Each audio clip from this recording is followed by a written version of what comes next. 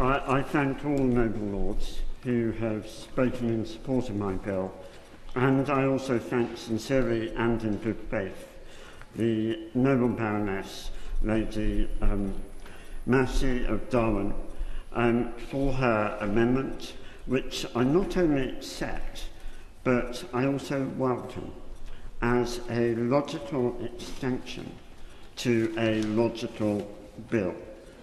A bill that brings the law as it currently applies to disability before birth into line with how your Lordships House has already ensured the law applies to disability after birth. This amendment is about the impact of my bill, but it's a simple, wonderful truth that I owe your Lordships House so much because of the impact of legislation that it has already passed. Without your Lordships House, a commitment to disability equality would never have been enshrined in law. Noble lords will know that noble giants like Jack Ashley, Alf Morris, both of whom I had the privilege of working with and whose spirits I invoke today, they led the fight to outlaw disability discrimination. All my bill does is carry on their noble work, because it would allow us to outlaw disability discrimination where it begins, at source, before birth. It's simply unfinished business. And this amendment would help because it would measure the bill's impact on disabled children, their families and carers, and also on the provision of support services. My lords, I think about the incredible role that strong women like my own mother, play in the lives of their disabled children. So, of course, anything that supports families and carers, both after birth and also, crucially, on diagnosis before birth, is welcome.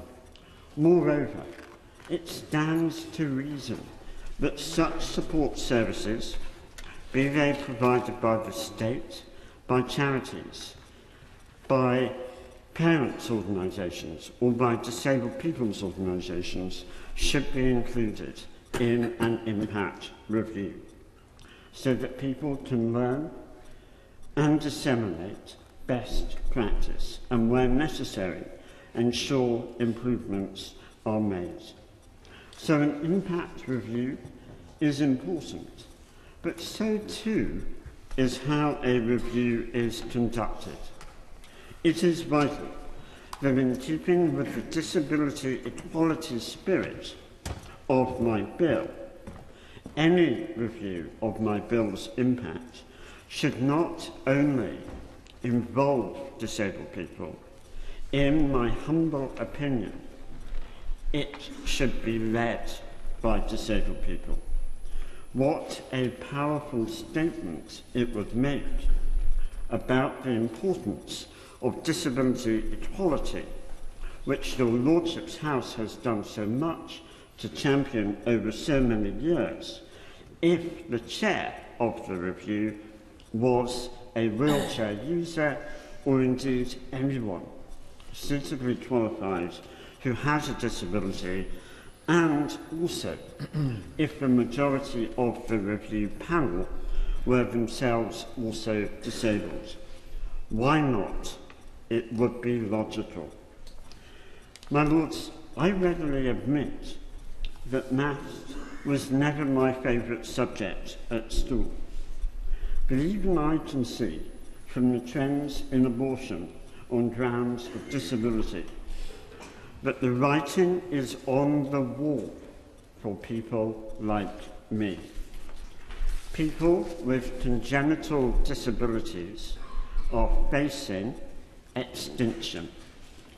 If we were animals, perhaps we might qualify for protection as endangered species. But we are only human beings with disabilities, so we don't qualify. In accepting this helpful amendment, I close with one thought. Our Paralympians represented their country in Rio with pride.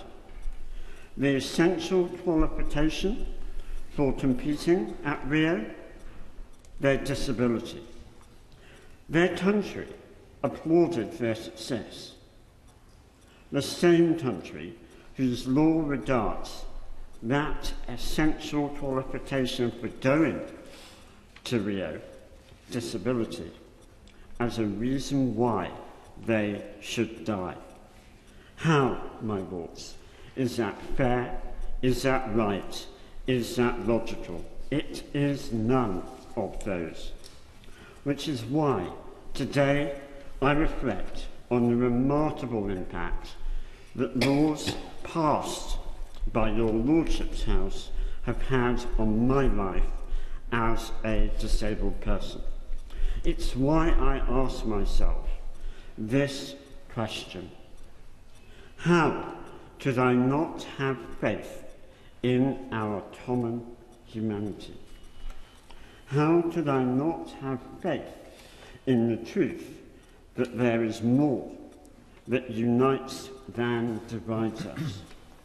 And how could I not believe that your Lordship's House will be true to itself and continue its noble fight for disability equality by passing this bill? Yeah.